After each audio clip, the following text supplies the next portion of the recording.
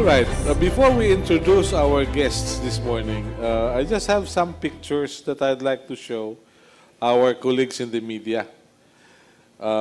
Teka, paano ba natin palalakihin to? Sandali po. Uy, kanina okay to eh. You know, Murphy's Law. If it will go wrong, it will. So, these photos are from the Philippine National Railways when they were still having that sleeper coach. Okay? I don't know whatever happened to this. Hindi na nakarating sa Bicol yung aming tren. Nakasakay ka ba dyan? Nakasakay kami. It was JP who took the pictures. Cool. This was during the time of GM Ragrario. And we were so happy about it. We took pride, we published it. Nilagay namin sa social media. Yan ang ating trains noon. Kung nasa na yung coach na yan, hindi ko na alam. Tanging Diyos lamang ang nakaalam. Nasa Busan. Okay. Sunod natin yung next slides. All right. Ito po ang trend sa China. If you took notice of this, mga media yung kasama ko, tumatakbo yung train at 245 kilometers per hour at nandun kami sa dugtong ng train dahil susunod na istasyon na yung bababaan namin. Pag hindi ka nakababa in 2 minutes, matatangay ka, next station ka na. So, problemang malaki yan. At ito yung kanilang istasyon, no? Madudulas ang langaw sa linis.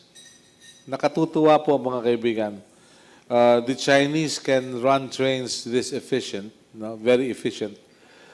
Now, in the next couple of slides are trains from Turin to Milan, which I took November or December of 2015. They have not changed so far. These trains come and, on time. They leave on time, malinis, nakatutuwa. Now, ang tanong kailan mangyayari sa Pilipinas ito? When do we get to have trains of this design, of this efficiency? Because in 2007, when we took the trains from Turin to Milan, first class yung tickets namin, pinaalis kami noong inspector. We're not supposed to be there. Sabi ko, discriminatory yata itong mga ito. Ibang train bang nasakyan mo? Only to find out, the train we took was a second class train. And our ticket was first class. And I had a friend from Vietnam who's also a journalist. At ang sabi niya, nagmukha tayong tanga. Dahil sa atin, first class na itong train na ito. Alam mo naman, Ika, doon sa amin sa Vietnam, pag nakarating ka, nakita mo rin yung aming train na kinakalawang. Now, in fairness to General Lastimoso, who's a friend from way back in Bicol, during the late 60s, they used to call MRR as medyo raot-raot, medyo sira-sira. And then came PNR, pirmi ng raot, lagi ng sira. I don't think that's the kind of trains we will have today. So let's start. Paki-introduce ng ating mga kasama. Yan. So good morning po sa ating chairman ng Philippine National Railways or PNR, si General Roberto Lastimoso. Magandang umaga po, sir. Also, we have the spokesman of the LRTA. Let's all welcome Attorney Hernando Cabrera. Magandang umaga po. And we also have the OIC of the Philippine National Railways or PNR, Ms. Jocelyn Geronimo. Magandang umaga, ma'am. And the Senior Project Development Officer ng Rail Sector ng Department of Transportation, si Attorney Timothy John Batan. Magandang umaga, sir. Okay, let's start from the policies. Ano po ang sinasabi sa DOTR about trains? Because this is a road to salvation, no? We can ferry goods and people at a more efficient manner. So, ano po yung guidelines ng Department of Transportation as far as trains is concerned? Mula po sa level ng polisiya, meron pong pagkakakilanlan sa level ng Department of Transportation na yung mga sistema po ng tren natin ay may malaking role sa pag-enhance po ng mobility.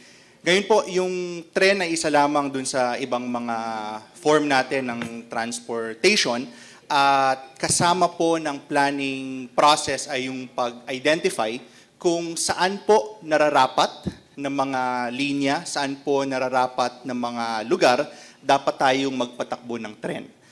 Ngayon po, may kita natin na meron po tayong mga existing na mga alignment para po doon sa mga tren natin.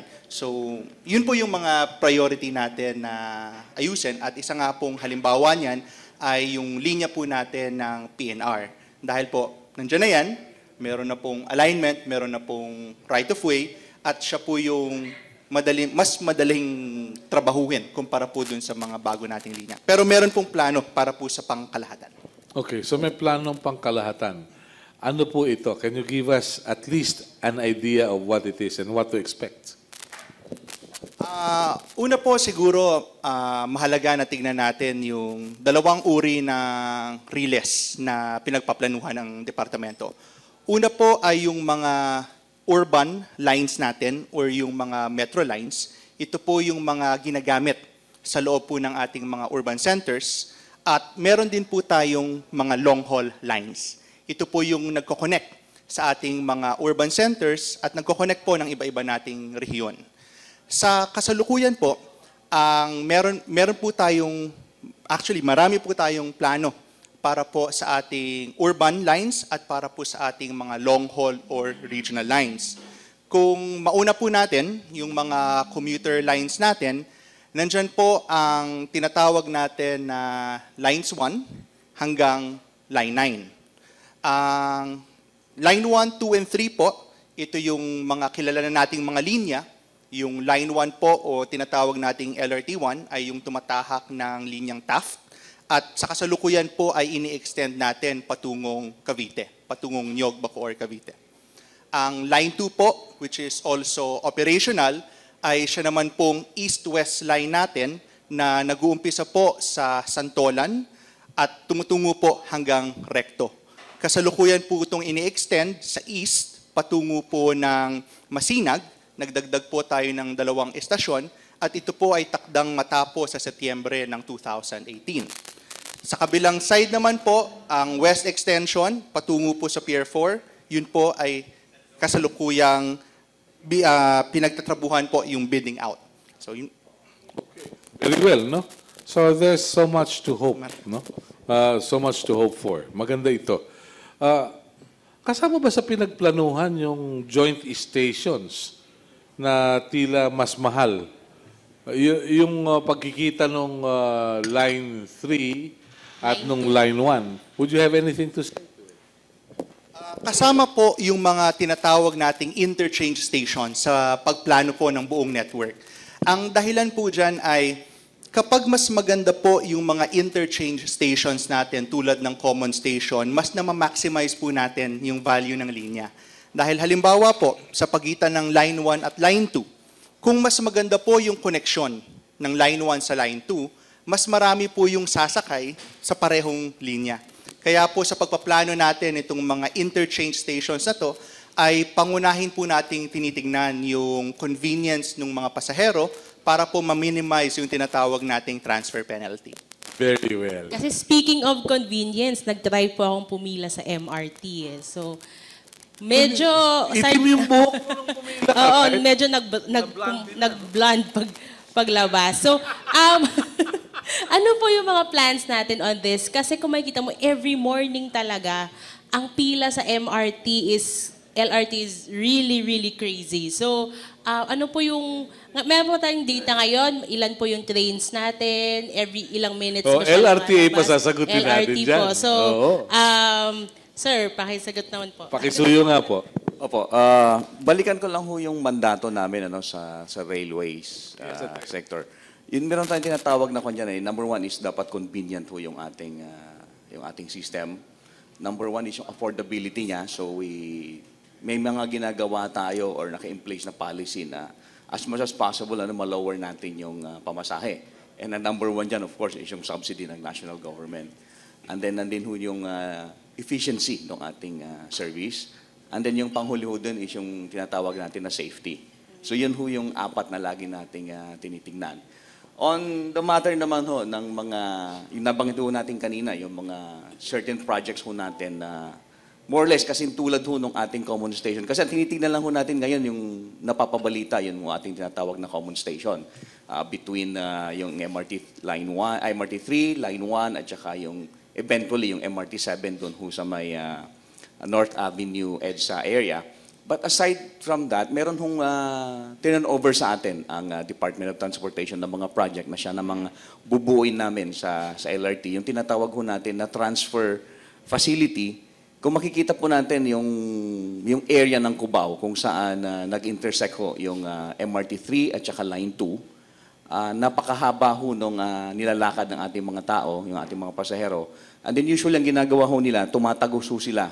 Pag naglalakad ho sila, tumatagos ho sila sa mga malls in between ho nung two stations. Ang problema ho natin sa pagdating sa madaling araw or sa gabi, sarado na ho yung mga mall and then yung mga pasahero natin, naglalakad na lang ho sa kalye. Just to transfer from MRT 3 to line 2 and then pabalik. So isa sa mga project ho na ating bumunuin ngayon, yung magagawa ho tayo ng tinatawag natin na elevated walkway between the two stations. So para sa madaling araw, habang sarado pa ho yung mga mall, conveniently ho, safely, makakapag-transfer ho yung mga pasahero natin from MRT 3 going to Cubao Station to Line 2 Cubao Station, and then yung manggagaling din naman ho ng Line 2 Cubao Station, papunta naman ho ng MRT 3 Cubao Station. Opo, napakaganda po. Pero ito pong problema rito, at you will agree with me, pag meron kang walkway, ginagawang palengke yan eh. Standby din dyan ng mga snatcher at iba pa. So, anong convenience sa tao nito kung ganito ang setup natin, ginagawang palengke? Punta lang kayo ng EDSA North Avenue, yung pedestrian overpass doon. Parang supermarket eh, parang Divisoria. May iwasan po yung situation na yun kasi talagang exclusive lang ho yung area sa mga pasahero natin. Secluded ho yung area kasi ang may access lang ho nun, yung may pasahero lang, yung mga pasahero lang ho natin. Wala ho siyang magiging situation na kung saan pwedeng pumasok ho yung mga ating mga vendors. Nagawa na ho natin ito. In fact, nagagawa ho natin ito, yung elevated walkway between Line 1, Doroteo Jose, at saka Recto Station ng Line 2. So meron ho tayong elevated walkway doon na siyang nilalakaran ho na ating mga tao. Wala hong vendors ho doon. Talagang exclusive lang ho sa mga pasahero natin. At yun din ho, ang gagawin natin ho dito. Talagang exclusive lang ho sa ating mga pasahero. Okay. Sa PNR po, ano ang inyong plano, General Lastimoso at GM? Ano po ang inaasahan? Nung araw kasi, ang biruan dyan, nung hindi pa nadidelay yung eroplano, pag babiyahe ka sa Bicol, you just take a newspaper, no? And then if you take the bus at maraming stops, you take a book so you can read, no? Pero pag train daw po, kalendaryo, baka makalimutan mo yung araw dahil nadidelay ang biyahe. Ano po ang gagawin ng PNR ngayon? General Lastimoso, let's start from the chairman. Ano po ang pagbabagong magaganap sa train? Good morning, Melo. Alam mo, mabuti na tawag mo kagad ngayon dahil pagkatapos nito, I will leave this to the OIC General Manager. Hindi lang kita mapahindian talaga eh.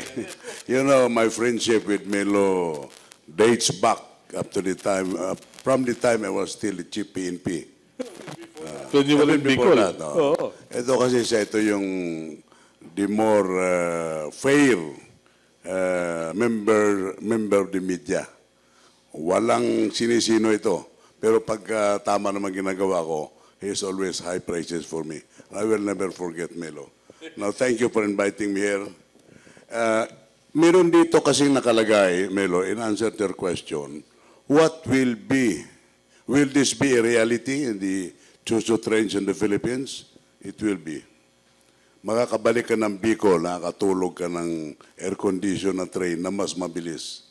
Marami tayong plano na hindi lang plano, kundi talaga magkakaroon ng katotohanan ito. Right now, this very moment that we are talking here, a high delegation from the secretary level are now in Beijing to finalize, magkaroon ng decision ng China kung ano ba ang mga project na noong pumisita si Presidente doon sa China during the state visit. Napakaraming memorandum of understanding na pinirmahan between the Philippine government and private sectors and between China. Ngayon, pupunta sila doon, ano ba ditong gusto niyong itulong sa amin? And there is one rail, one of the sectors that they wanted to help is the rail. The President, in so many pronouncements, always mentioned the rail. Give me a railway. Give me a railway. That is why all of us in the rail sector are in a hurry. At siguro sa lakad ng mga secretaries doon ngayong araw, magkakaroon na tayo ng liwanag talaga. Alin ba dito ang ating unahin? Ito bang Tutuban, Bicol? O yung Mindanao Railway? These are the two, I think these are the two priorities right now. Because the President said, give me a railway in Mindanao. But according to Atty. Batan, the more doable thing is to rehabilitate, reconstruct the line from Tutuban to Legazpi. Dahil yan, meron na tayong right of way. Meron na tayong existing. But you have to change the rail because we are going standard rail. Right now, we're using the narrow gauge. And all over the world, standard na. We're going to replace that. It will happen, Milo. I hope it will happen in your lifetime. In our lifetime. Of course. Look forward to that. Yeah. It will be a reality, I can assure you. The details of this, of course, you can later get from Joe here, the OIC manager. Now, you have another question, what ails the system? Napabayaan. It's as simple as that. Napabayaan natin yung rail system dahil nag-concentrate tayo nung pumasok itong mga Amerikano, gusto nila na market ng kanilang mga sasakyan dahil they were the number one car producers after the war. And they want the market. So they develop roads na ngayon hindi nakasya dahil sa napakaraming sasakyan. The rail industry or the rail sector was badly neglected, napabayaan. In the 1960s, I can still recall, when I was a cadet, that is how young I am. So, sasakay ako dyan from Manila to Damortis. Malapit na sa Baguio yan eh. Napakaganda. And during that time, according to statistics and according to several people who are in government, we were only number 2 to Japan as far as rail industry is concerned. In fact, we are, I think, one of the oldest in Asia. So, ganun kaganda yung ating rail industry noon. Napabayaan talaga. Dahil nga, nag-concentrate tayo sa kalsada, pinaganda natin mga kalsada natin na ngayon hindi nakasya sa kadami-daming sasakyan. So now, when we look beyond our borders, Japan, even Vietnam, you know that Vietnam now has a subway? They have started their subway. Laos and Cambodia, talo na tayo sa rail. Indonesia, they have several thousands of rail. Yung length ng rail nila tayo. Right now, we are running on a 56 kilometer, Calamba, Tutuban. Yes. 56, no? 58. Actually, automatic lang po. It's 53 kilometers. 53. No? Medyo binload ko lang ng 3 kilometers. Okay. No, pero you were once the boss of MRT3, LRTA2. Yes. Whatever happened? Hindi ganun kalala yung problema noon. Ano, Melo, if you cannot say something good about somebody, never mind. Ganun. You can see it for yourself. Uh-huh. There is no point in comparison. Before, when there was anything wrong with MRT, it was news. Di ba? Yeah. Binabatikos na ako ng gusto noon, which happens very rarely. Ngayon, if the MRT will run, it is news. Kung Diba? kailan tumatakbo, yun ang balita. Yun ang balita. So, hindi na ako magdadagdag dyan. Do not ask me anymore. Hindi, pero looking at it from a professional point of view, Meron ba problema sa logistics, do sa spare parts, kaya hindi na maintain ang mga sasakyan? Ang hindi man sekreto, the key to an efficient rail system is maintenance. Without maintenance, magkakaroon tayo ng breakdown. And that is exactly how I will capsulize the condition of the MRT now. Walang maintenance. Walang maintenance. Pero If ever there is, kulang. when this MRT3 was introduced to the media, I was still covering the Department of Transportation and Communications. Basta merong milestone na ma-attain yung nagko-construct, kukumbidahin kami. Sasakay kami doon sa tren at napakaganda naman, titigil kung saan at magla-lunch, magbi-briefing. Pero ang nakita ko doon sa kanilang mga terminal, sa design pa lang, hindi train pang real estate dahil may tindahan. Merong negosyong kaakibat yung tren. So, doon pa lang po siguro yung purpose. Hindi lang makatulong sa tao, kundi kumita yung mag-aari ng tren. Yun na nga ang isang anomaly ng kontratang yan eh. The contract itself is very anomalous. Pero ito naman, dinala na ito sa Supreme Court. Ex-Senator Tata already filed a case questioning the contract. But the Supreme Court declared that it is a valid contract. And the government and the contractor are going to implement this. So wala, hindi natin ma-question yan. Pero talaga kung isipin mo, marami talagang mali yung kontratang yan. Yeah.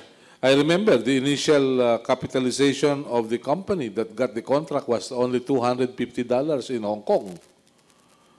Buhay pa yung Doon pa yung holding company na yan. Anyway. All right. Baka biglang manariwa yung mga sugat na PNR nagulog. pag-usapan hertz. natin, Mel. PNR nga pala. PNR. Huwag na yung MRT. Okay. So, yung problema ng LRTA, gaano karami ang inyong mga pasahero every day? Do you have an idea? Well, when it comes to LRT, kailangan ho nating hatiin yung discussion. Kasi yung Line 1 po natin, privatized na po yan. Nagkaroon ho tayo ng PPP project at yung kanyang operations, nalipat na ho sa private company. So, on this matter ho, ang naging responsibility na lang ho ng LRT, being the owner, bantayan ho yung ating private concessionaire na yung kanilang mga procedures, yung like security, safety, ayon po sa ating mga polisiya. So, number one, is tinitingnan ho natin dyan yung kanilang mga performance. So far, namomonitor naman ho natin sila, lahat ho ng galaw ho nila, lahat ho ng mga mali nila, nakikita ho natin at ginagawan ho talaga natin ng report yan at kinokol natin lagi yung kanilang attention. One classic example po dyan is nung hindi itong nakaraang Christmas, yung nakaraang Christmas pa, I think 2015. Yung ating private concessionaire, they decided na putulin yung kanilang operation nung bisperas ng Pasko.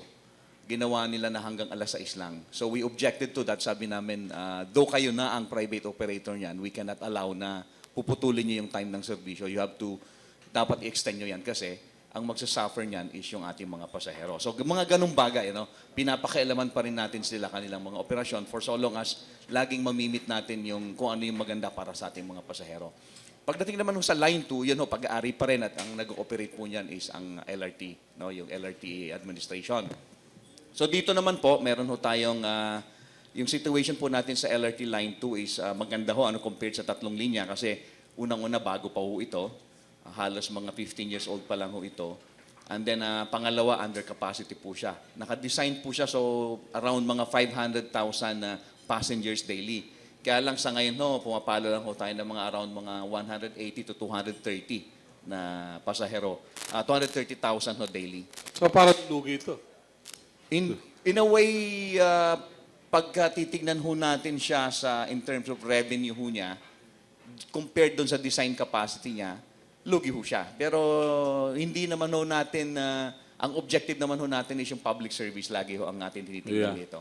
So in terms ho ng ganon, maayos ho yung ating objective na nakapagbigay ho tayo ng serbisyo sa ating mga mananakay. Okay. Nakita ko si Iggy, may itatanong yata. Iggy, para kay General Lastimoso ba yan? Please, please. Dahil paalis na siya, so go ahead with the question. General Lastimoso, good morning. I'm Ignacio of the Daily Manila Shimbun. I would like to find out for this year, how much is the subsidy of the government to the PNR?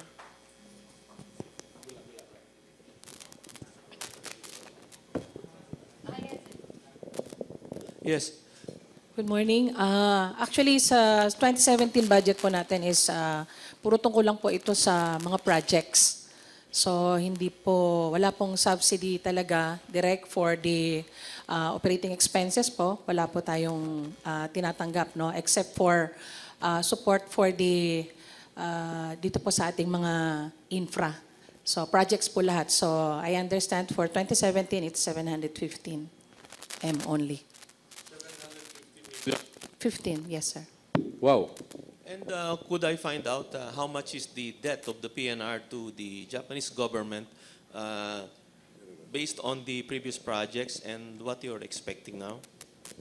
Now, before I answer that now, yung first question mo kasi is subsidy from the government.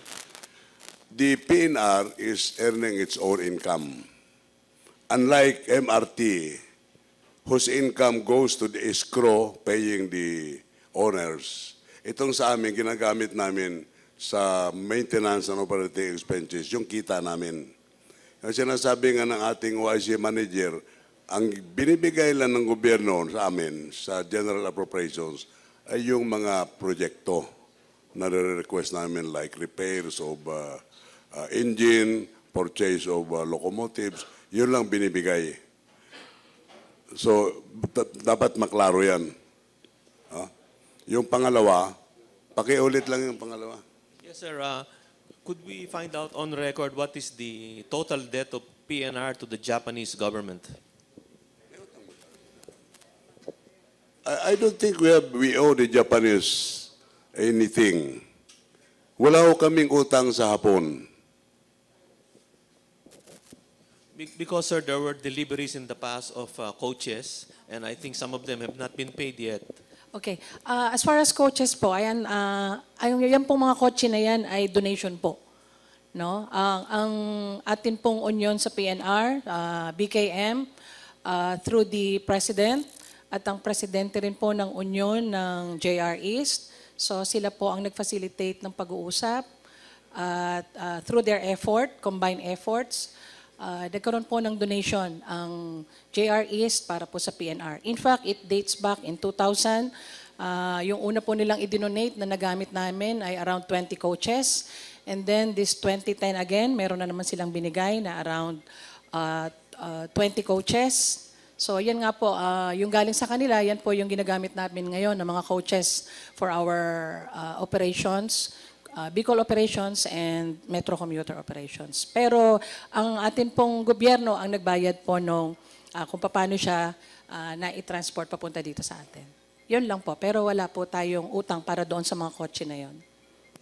Because I remember about 3 to 4 years ago, there was a House Senate hearing about the viability of the PNR, and the committee chairman at that time cited the debts and the subsidy that the government is giving to the PNR. That's why I asked the question. I understand. Kung meron man pong pagkakautang ang Pilipinas, ay ito po ay sa Korea. Yun pong sa Korean Exim Bank. Yun pong ating ginamit sa rehabilitation dito po sa commuter line. At saka yun pong ating 6 sets of DMU coaches na ginagamit po natin sa ngayon. Nung panahon po yan ni GMA. Yan po. General, meron ho ba kayong timetable to rehabilitate the Tutuban to Bicol line? How long can you do it, do you think, given the resources that you have now?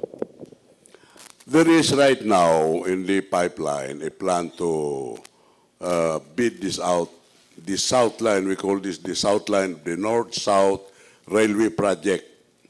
And the number one priority is to rehabilitate the line from Tutuban to Legazpi. Right now, we are running from Tutuban to Calamba. Pero kahit na ito, papalitan din po ito dahil gagamit na tayo ng standard gauge. Ang ginagamit po natin ngayon kasi, narrow gauge pa tayo. So, papalitan ito lahat. So, kung tinatanong mo kung gaano katagal, ang nakita ko doon sa timeline ng DOTR is 2023. 2021. Matatapos po yan hanggang Legazpi lang, no? O hanggang Matnog. O Legazpi lang. Because there is another spar line from Legazpi to Matnog. Itutuloy po yan. And another spar line from Calamba to Batangas.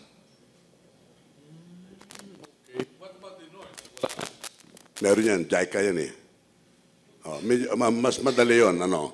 Pwedeng si attorney na lang Okay. alam niya, attorney Batan knows that. Please. Bali yung sa norte po natin ay yun po yung ongoing na tinatrabaho na. Ito po ay pinondohan ng isang JICA project magmula po sa Tutuban patungong Malolos. Ito pa isang 37 kilometers. Yung mula Malolos po papunta sa Clark, which is an additional 55 kilometers, ay inuumpisahan na rin pong pag-aralan. Ngayon po, yung papuntang Malolos, 2021 po ang kasalukuyan na target operational date nung segment po, noong linyang yon. At pagkatapos po nating mapag-aralan yung Malolos papuntang Clark, madedetermine na po natin yung completion date nung linya po na yon. Would you have any idea if we have the technology and the manpower to do it? Well, we can have all the plans and probably the money. Do we have the manpower and the technology? Para po halimbawa sa PNR North 1, which is yung mula Tutuban hanggang Malolos, isa po sa mga recent na activities nung departamento ay magkaroon po nung tinatawag natin na market sounding kung saan po nag-attend yung mga interesadong mga contractors, suppliers, both po civil works, mga tren, mga electromechanical system, at base po doon sa very recent na market sounding na yon, napakalakas po ng interes ng merkado upang tulungan po tayo na itayo ang PNR system natin. Hindi ho kaya magkaroon ng problema, General Simoso, at ganun din kina attorney, if we have different funders, while we can have the same standards for rails, yung coaches kaya, hindi naman kaya parang halo-halo yung Iba-iba. babiyahe sa release natin.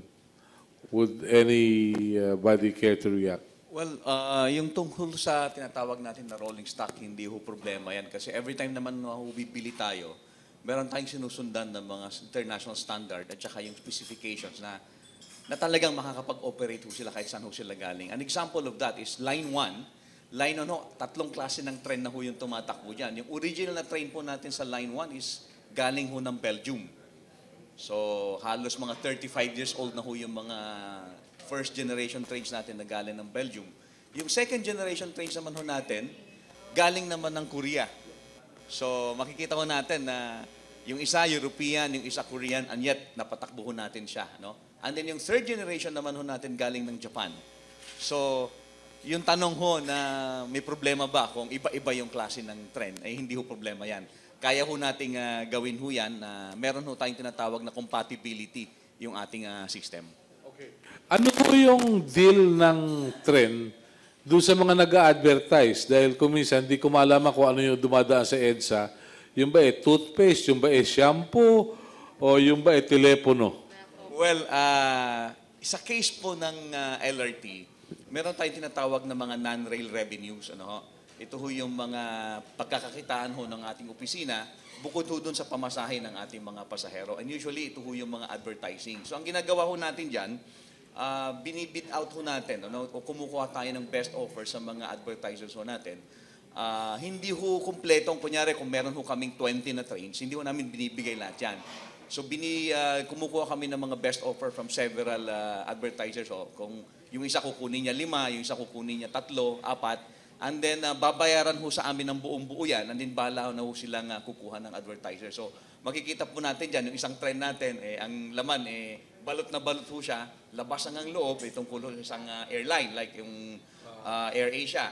And then meron naman ho, yung binabanggit ho ninyo, balot na balot doon ho siya sa labas, shampoo, hanggang sa loob yan, shampoo din ho, isang brand lang ho yun. Ganon din ho sa ating mga stasyon, meron ho tayong mga dedicated spaces na pwede nilang hong rentahan. So ganon din ho, we get best offer ho sa mga players natin sa advertising, and then kinukuha nila stasyon per stasyon ho yan, and bahala na ho sila magbebenta no ng mga spaces. Hindi ho kasama rito yung poste na dinadaanan. Yung sa baba po, Sa baba.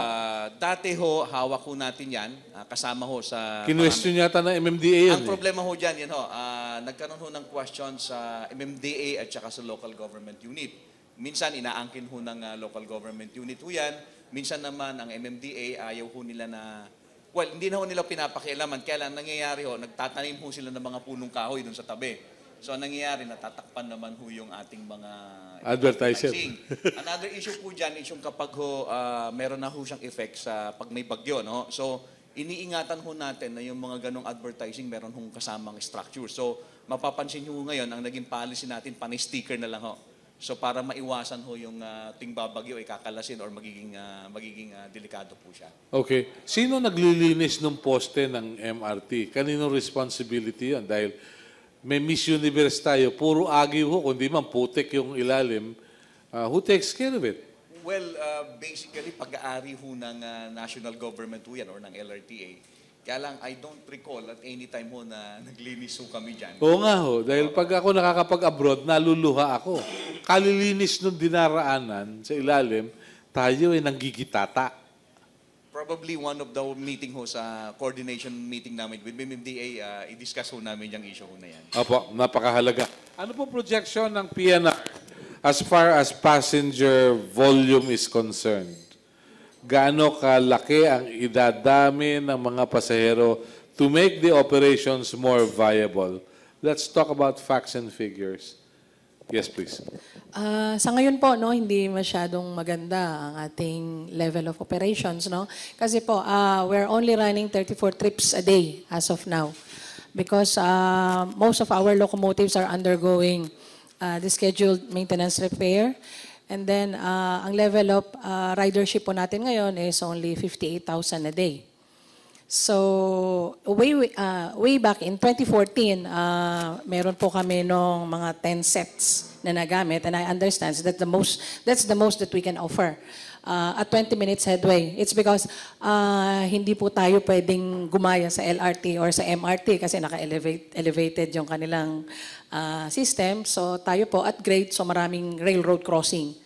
So, mind you, dito po sa ating 28-kilometer stretch na Manila to Alabang, meron tayong 37 railroad crossing. So, nag-slow down po tayo doon. So, the most that we can offer is at 20 minutes headway. So, pwede pong mga around 78 trips. So, we were able to try offering 78 trips in 2014. Umabot po kami ng mga 80,000 passengers a day. So, yun po. So ngayon po bumaba siya, 34. 34 trips lang po tayo ngayon kasi yung ating mga locomotives and other coaches ay undergoing maintenance repair. Yeah. So ngayon 34, 1 hour lang po ang ating headway. So at 58,000 ridership lang po sa ngayon. At least nabago na po yung design ng train nung araw. Hindi ko malaman kung tagasunod ni Ernie Baron nung araw. Dahil para may pyramid. Yes, sir. Okay, Yes, Johnny sir. Midnight yata yun. Kasi po, there was a point in time na talagang napakarami po at halos puno talaga yung ating right of way. Yun nga pong sa ngayon, medyo south of Calamba, when we had our inspection last September, medyo nag-encroach na naman po sila. So maybe kasi po ay wala namang biyahe sa ngayon. Kaya yung iba po ay medyo lumaki na naman yung kanilang mga terrace. Yung may mga portions pa po na nagkaroon na ng talipapa sa gitna mismo. So nakikiraan pa kami. So we're hoping na sa pagbabalik po ng train operation sana sa Bicol, ang una po namin gagawin dyan ay makipag-coordinate, coordination meeting with our local governments. At least para po, hindi naman para sila po ay totally paalisin agad, no? So, kailangan po yan ay maging maayos din naman yung paglilipatan sa kanila. So, co-coordinate po natin yan sa NHA at sa iba pa pong mga ahensya. Pero initially, we want to clear the danger zone. At least po yung 5 meters para po safe din yung ating mga tao sa paligid at saka yun din pong safe passage of train. Yeah. Initially. Yeah, I remember there was a time, sabi ni GM Ragrario, they had to stop dahil yung Riles may supermarket na. Ang hindi ko naman malaman kung gaano kagagaling yung local governments at yung building officials that they allowed it for 1 or 2 or 3 or more reasons. We'd like to open the floor to our friends from the media before the good general leave for another appointment. Tanong po sa mga kapatid sa media. Yes, please. Magandang umaga po kay Sir Lastimoso. Sir, ano po inyong magagawa? Kasi napuna ko po dito sa may Buendia at saka itong De La Rosa po. Pag huminto po yung train, halos hinarang niya na yung buong daan. Parang alanganin ho yata yung station, hindi nilagay sa tamang lugar. Kaya Yes. naharang po. Okay. Ito po kasing ating istasyon sa parte ng Buendia ay nasa pagitan ng Buendia at De La Rosa. So kung mapapansin nyo rin po, yun pong ating station development ay ongoing. So inililipat na po natin ngayon yung ating station ng Buendia sa kabila po ng De La Rosa. So ongoing po yung ating station development kasi po yun pong pagitan ng Buendia at De La Rosa, ang kasya lang po dyan ay 3 kotse. Kaya pagka ang formation po natin, kagaya ngayon, ay 5 coaches, sarado po yung De La Rosa at meron pong portion din ng Buendia na nakahambalang yung ating trend. So, yun po, minarapat na po nating ilipat na siya. So, nasa 40% pa lang po yung ating accomplishment. So, we're hoping na bago matapos po itong taon na ito, makakalipat na yung ating Buendia station sa kabila ng De La Rosa Crossing. Okay, thank you po. Okay. Eh, nung araw, wala naman yun eh. Kangkungan lang nung araw yun dahil ang pangalan ng istasyon niya, Kuli-Kuli, Pio del Pilar. Diyan kami sumasakay nung araw. Kangkung lang yun nandun eh. Ngayon, De La Rosa na. Yes, please. Yes, good morning po. Juvie de Guzman of DWBL. Kay General Lastimoso, unang-una, nakatatak ho sa amin kasi yung mga nangyari before na accomplishment po ninyo. So, congratulations for that. Sa ngayon po, dahil sa PNR po yung inyong focus ngayon, meron po ba kayong pagbabago sa gagawing, alam niyo ho yung pagpapahinto ng mga sasakyan? Usually po marami pong mga motorista na delayed ho yung tenga nila sa pagdinig ng mga dumarating na train. At marami po akong na witness, lalong-lalo na dito sa parte ng Blumentritt at saka sa Quezon Avenue. Ano po bang update po ng mga ganitong technical problem? Kasi usually ho, kapag delayed po kasi yung tunog, delayed din po yung action nila at kadalasan po ay aksidente ho'y nagaganap. Sagutin na lang ng ating general manager itong mga Yes, detalye. GM. No? Yes, Kasi ako, yes. chairman na ako ng Ano board. pa lang kasi, 1 month pa lang si Chairman. So, Okay. nasa ano pa kami ni Chairman. Sa talagang pina-update pa namin siya. No? So, sa ngayon po, yan po ay safety. Kasama po yan sa aming mga safety matters na ina-address sa tuwi-tuwi na upang makaiwas kami sa aksidente. Sa ngayon po, ang ginagawa namin, ang atin pong mga railroad crossing ay meron, equip po yan ng cabin. No? So meron po yung boom, yun pong ating barrier na tinatawag. Tapos meron po yung flasher, yung umiilaw continuously. And meron din po siyang ringer. And then meron pa rin po tayong backup. Meron pa rin po tayong crossing keepers na tinatawag. Tao po yun, pupwesto sa baba, may naka-vest po sila, may dala silang stop or go. Kasi po, madalas kami nagkakaproblema, yun po ba mga tinatawag namin na beating the red light, beating the train. So marami na po kaming mga hindi magagandang karanasan sa railroad crossing, kaya minarapat na rin po namin, kahit na po yan ay illegal crossing, ibig sabihin hindi po namin yan inalaw sa simulat sa poll, kasi po, isa rin po sa nagiging problema kasi namin, nagpapaalam po sila sa local government. And in fact, sa mga dalas na pangyayari, ang local government pa po ang nagpa-facilitate para ang isang crossing ay mabuksan para sa kanilang constituents. So, hindi naman ho pwedeng dahil kami nga ay may right of way, payagan na lang namin may mga maaksidente kami dyan. So, nilalagyan na rin po namin ng tao. No? So, para itong mga railroad, itong aming mga crossing keepers, sila po yung magbibigay ng senyales sa mga motorista. And in fact, ang atin naman din pong train, 70 to 50 meters bago po ang ating railroad crossing, continuous blowing of horn po yan.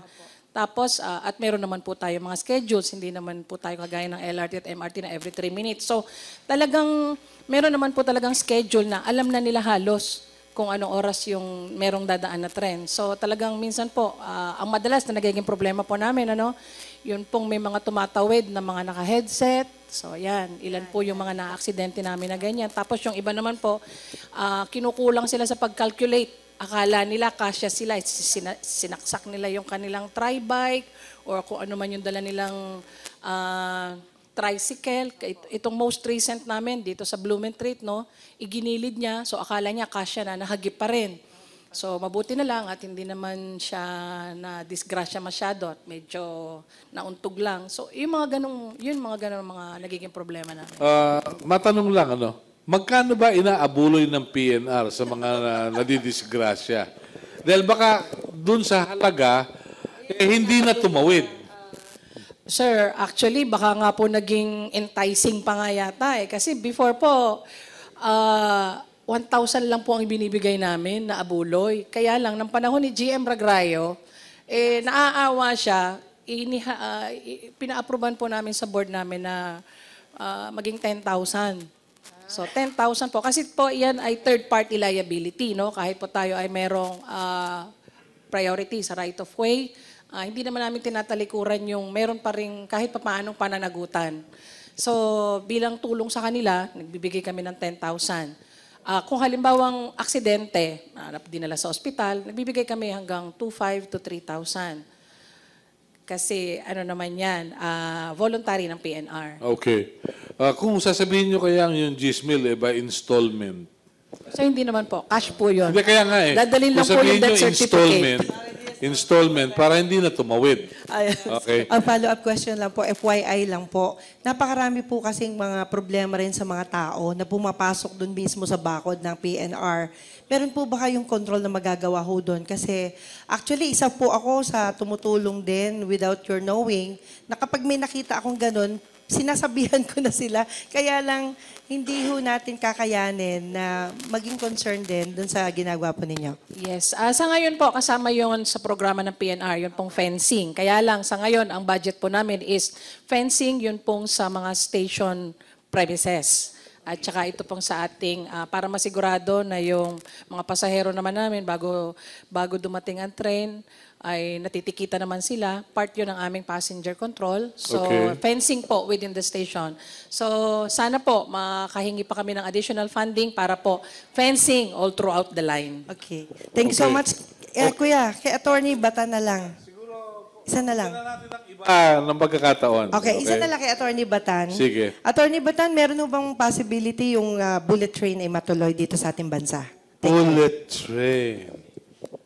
Slow. Pag bullet train po, ang tinutukoy natin ay yung high-speed service. Isa po sa mga dahilan kung bakit nag-shift po ang ating polisiya mula sa pag-rehabilitate ng narrow gauge ng mga relays ng PNR patungo sa standard gauge or yung mas malapad or mas malalapad na relays ay upang magkaroon po tayo ng kakayahan sa kinalaunan po na mag-offer ng high-speed service. So yung disenyo po natin doon sa ginagawa natin ngayon ay angkop upang makapag-offer po tayo ng ganong klaseng serbisyo. Yes, please. Sir, good morning. I'm Paula Solmerano, reporter from Global News Network.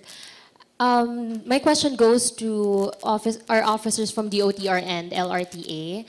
With regard to the upcoming common station, MRT3 and LRT 1 and 2 common station project, are we expecting an increase in terms of the number of passengers or commuters that will access the MRT LRT, since if common station will be built, then mas magiging accessible yung train sa ating, lalo na sa mga taga-north. And if ever there is an increase, do we have plans to add more train cages or bagons? Ay talagang inaasahan ng Line 7 na meron pong common station na magdudugtong sa kanya sa Line 1 sa Line 3. Ito po ay tugma dun sa sinabi ko kanina na mahalaga po na idisenyo natin yung ating mga interchange or transfer stations dahil sa kung mas convenient yung mga transfer sa pagitan ng dalawang linya, ay mas dadami yung mga gagamit ng linya natin. So ang current po na estimate natin dun sa number ng pasahero na gagamit ng common station by 2020 ay nasa 480,000 passengers. 480,000. Sa common stations. Sa common ang gagamit ng common station. Doon sa tanong na kung meron bang additional na mga bagon na bibilhin, marahil ay naririnig nyo na po sa balita na dumating na po ang lahat ng 48 na bagong bagon para sa MRT3 at kasalukuyang tinetest na lang ang mga ito bago natin mai-deploy sa ating linya. Para naman po sa Line 1 ay kasalukuyan din tayong nagpo-procure ng 120 na additional na mga bagon. Okay. Sir, just to follow up, kasi di ba we talked about a plan to build a subway station or a high-speed subway station here. Kasi before, Sir Martin Dino mentioned in an interview na may plan na mag-build in Pampanga, in Clark, Pampanga. Do you have any knowledge about that? Or if you have, can you share if there is an update regarding the plan? Ma'am, I think po yung subway natin, kadalasan ang subway ay ginagamit for metro service, for commuter service. Yun pong linya natin mula Manila patungo ng Pampanga ay isang long-haul service at ito po ay magiging elevated at grade, yung naka-embankment po.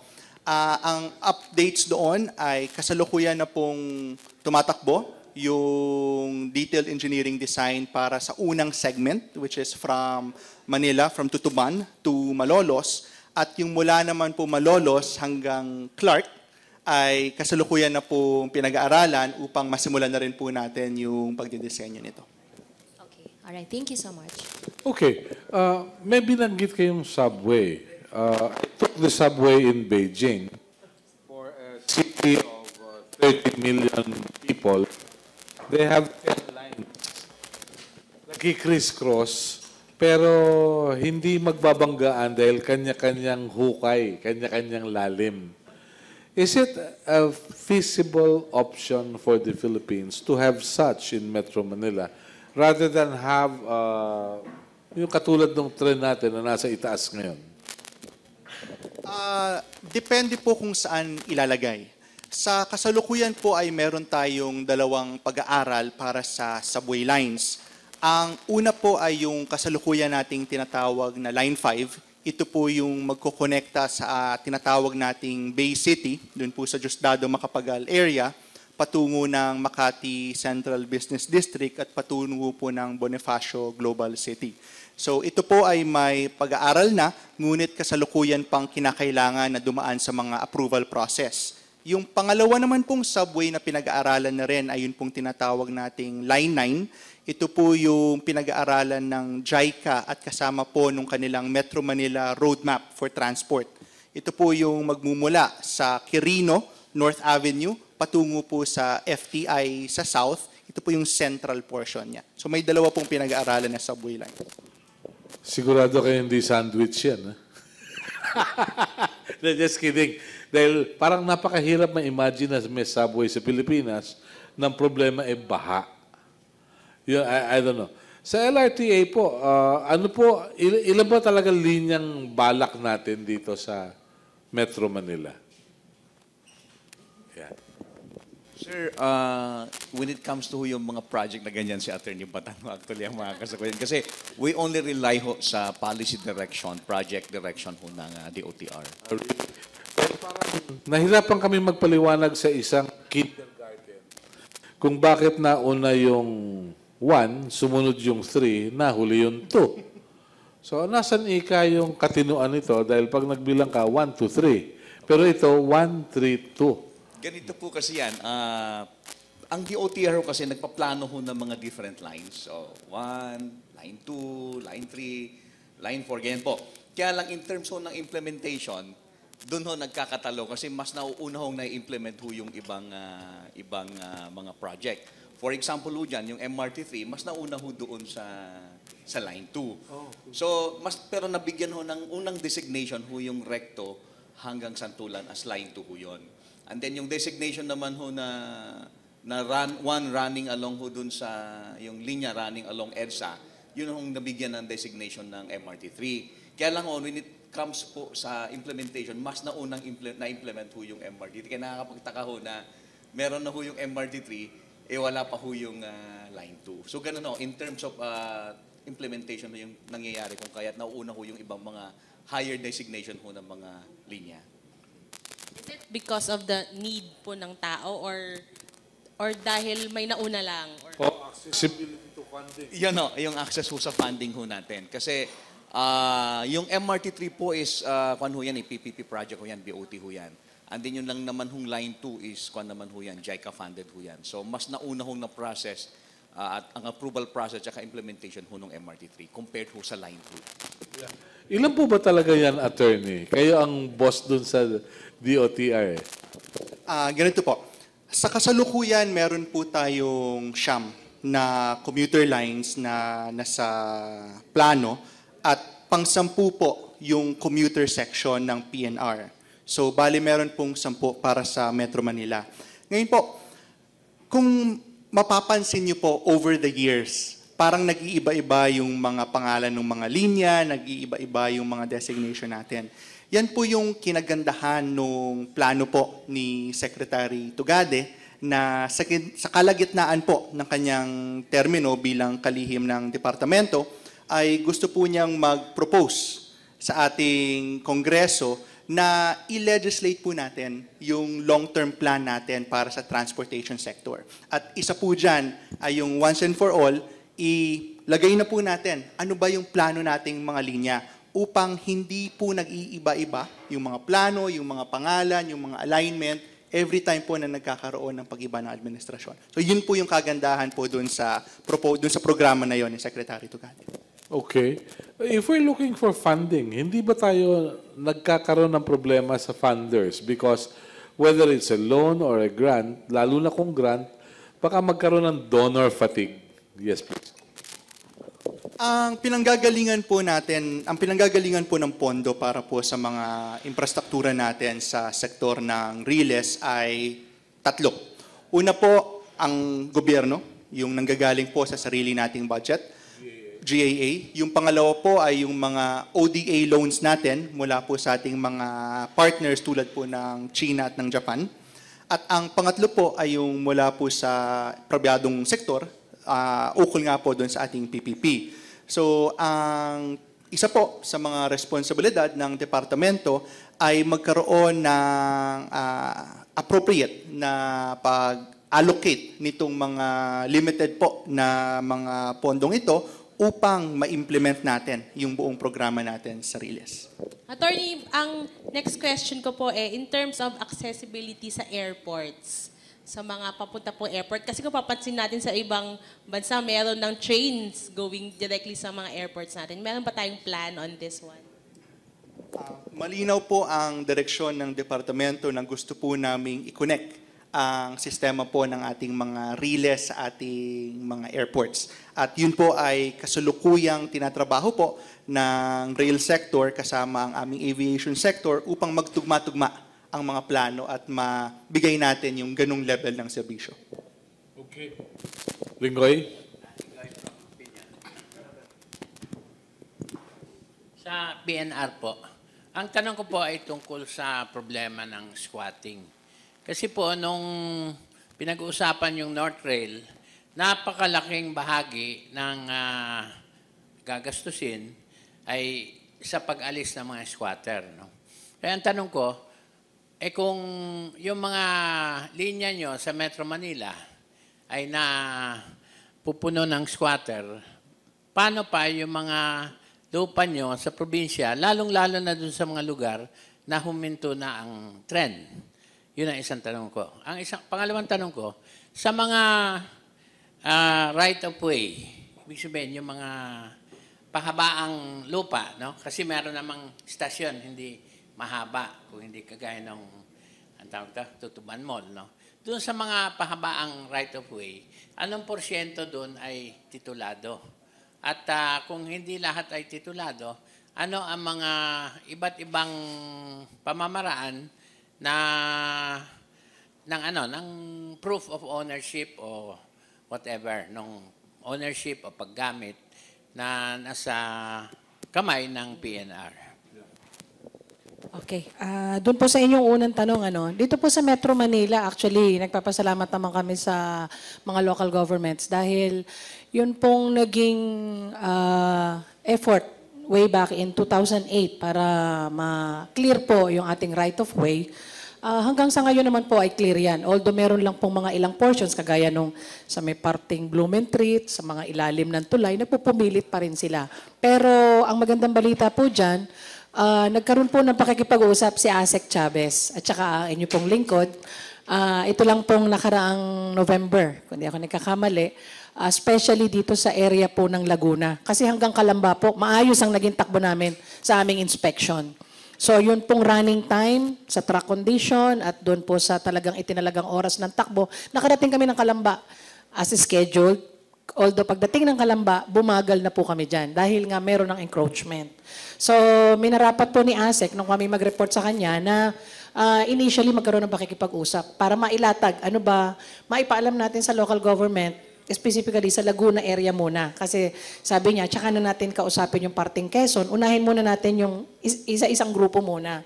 So nakausap namin hanggang doon po sa pati yung provincial administrator. So, ang bawat municipality po, nagpadala sila ng kanilang representative. Nag-meeting kami dito sa may Los Baños. So, nailatag po kung ano yung tatahakin ng PNR North. So, at yung ibang mga programa ng PNR para makapagbalik Bicol operation po kami. At ang maganda po niyan ay very supportive po sila. So, ano man daw po ang magiging timeline, no? So, maipaalam lang sa kanila at sila ay susuporta sa anumang proyekto ng PNR. And in fact, dito rin po sa Manila, sinama rin namin, nagkaroon kami ng pagmi-meeting sometime in August. Nakumbida po namin yung Manila, Las Piñas, Taguig. Actually, ang meeting po, ang purpose noon ay, kasi po nagkakaroon kami during the month of October, napakarami po naming naging aksidente along the line. So, ang talagang purpose po nung meeting na yon ay humingi kami ng tulong sa local government para i-inform talaga yung ating yung kanilang mga constituents para yung mga, lalo na po yung mga curved portions, no?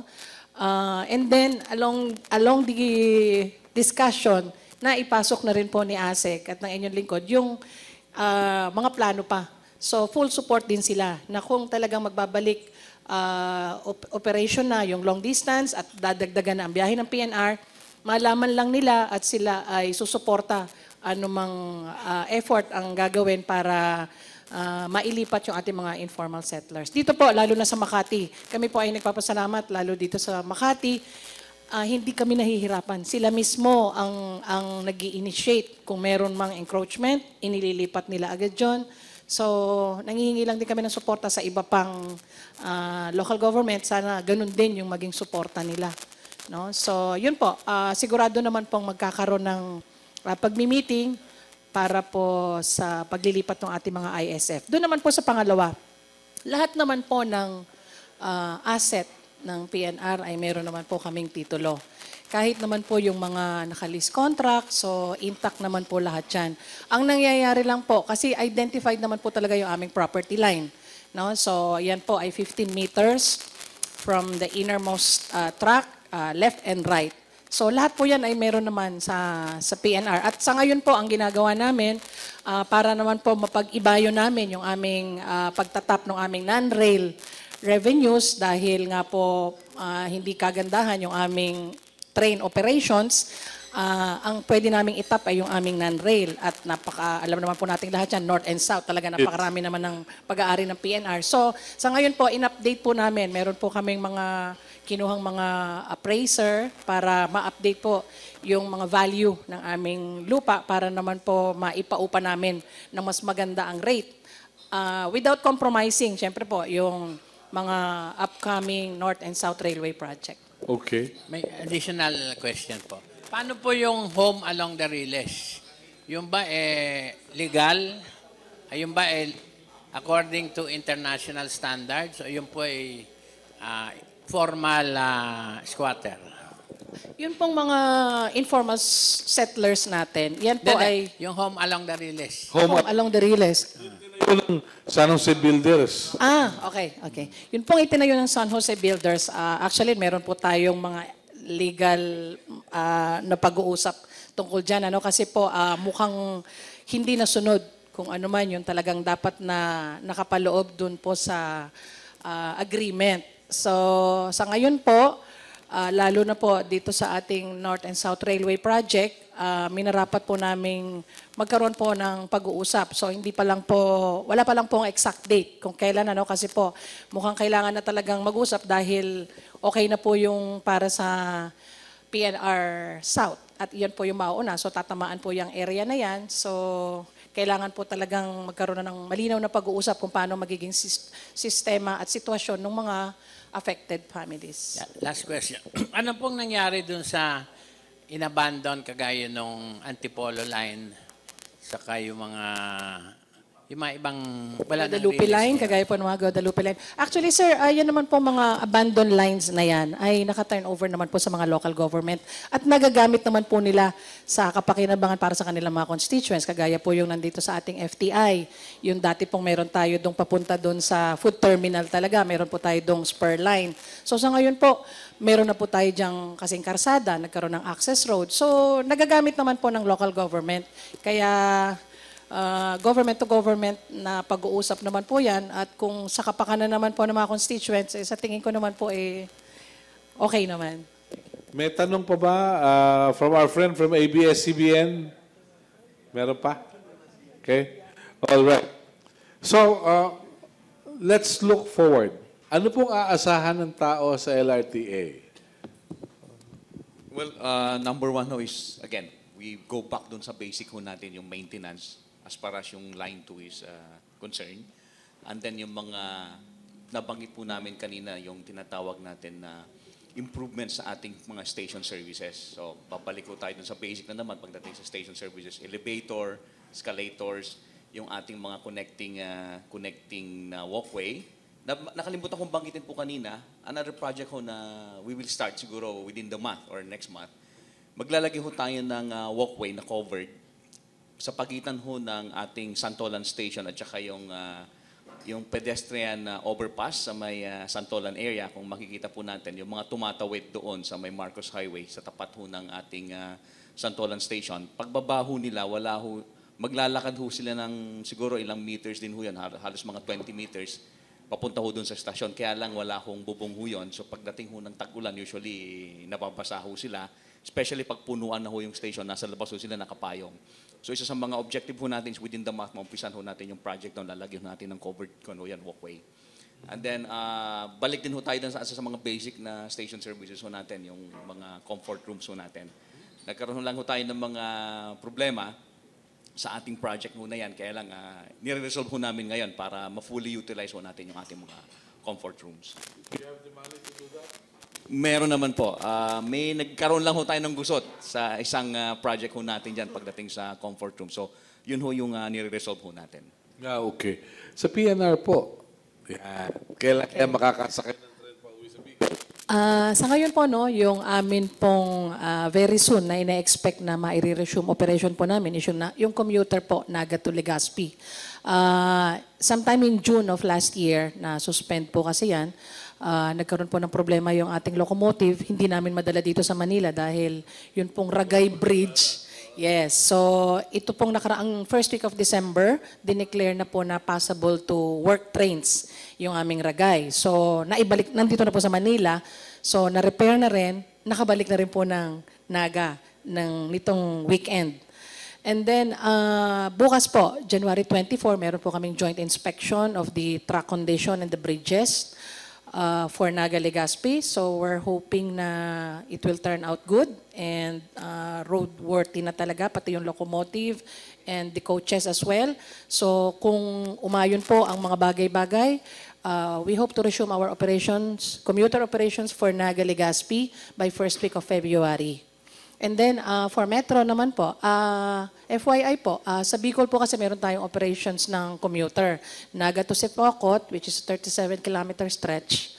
Nag-o-offer lang po tayo ng limited trips, isang loop sa umaga and then isang loop sa hapon. So as we resume our operations for Naga Legazpi, nag-o-offer naman po tayo ng isang loop muna. No? Kasi we're trying to establish the ridership based on the yung kanilang matamaan namin, yung kanilang makapture namin yung talagang oras na tama para ma-transport namin papunta ng Legazpi and back to Naga.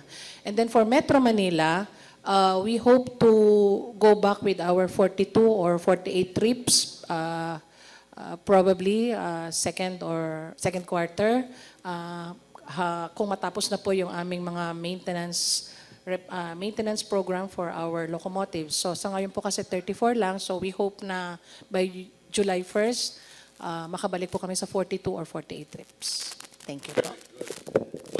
Department of Transportation.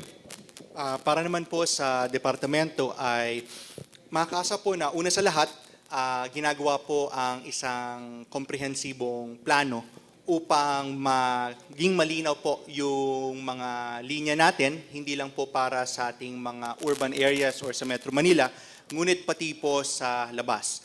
Mahalaga po na pagtuunan ng pansin na hindi lang po sa Metro Manila yung mga riles na pinaplano ng departamento. Meron po tayong matinding tutok doon po sa ating tinatawag na Mindanao Rail Program.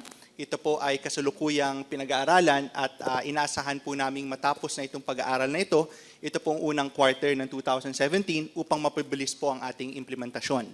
Meron din po tayong mga proyekto sa Cebu. Ito po ang output ng JICA Roadmap Study para naman po sa Cebu at pinagtutuunan din po natin ito ng pansin. Pati po sa Panay at pati po doon sa koneksyon natin patungo sa katimugan ng Metro Manila, patungo pong Legazpi, Batangas at Matnog. Meron din po tayong mga proyekto para doon at para din po doon sa Northern Metro Manila, patungo po sa Pampanga, sa Tarlac, sa Subic. Ito po ay mga proyektong pinag-aaralan at pinagtutuunan ng pansin ng departamento sa pagkakakilanlan nga po na kailangan natin ng serbisyo ng riles hindi lang para sa Metro Manila, ngunit pati po sa labas. Very well. Alam po ninyo, sa susunod na Lunes, Miss Universe. With or without Miss Universe, tuloy tayo. Because we will try to find out nasa na yung mga aktivista nung araw. Yung mga first quarter stormers, where are they now? Have they forgotten the ideals that they fought for during the 70s? Where are they? Maganda na ang tayo sa mga kumpanyang may pangalan. Yung iba naman, maayos na rin ang buhay. Nasa pribadong sektor at iba pa. And then, we will have another for February 6. Sa February 6, we'd like to find out, sino ba si Matubato? Anong meron kay Matubato? May credibility ba yan? We were talking about it on February 6. So, Sky, tayo kahit may Miss Universe, tuloy tayo rito. Hindi naman ako magko-compete. Kaya nga Saka we have no time for bread and circus events. Anyway, it's a Roman tradition that when people are problematic, you come up with some bread and some circus and people tend to forget. But that is not our thinking. So, diretso lang tayo. Personally, our guests who took time out to be with us, despite the traffic and the appointments they have, we truly appreciate it. And our colleagues from the media. So, kasama rin po naman dyan, siyempre si Atty. Cabrera. Tapos yung pinakahuling addition natin na mula sa DOTR na iminessage sa akin kahapon ng tanghali ni Cesar Chavez. No? So, I really appreciate you're joining us today, Attorney Timothy John. Tama, TJ, yun ang ibig sabihin. Nakala ko manotok, pero hindi eh. Mas gwapo to. And then, kasama natin, siyempre, ang OIC General Manager. Once they say OIC, that's what they call Officer in Command. No? So, Jocelyn Geronimo. Sky, maraming salamat din. Maraming salamat po sa inyong lahat. At see you next Monday dito sa Tapatan sa... At wag po ninyo kalilimutan ang inyong payong. Salamat po. Magandang umaga.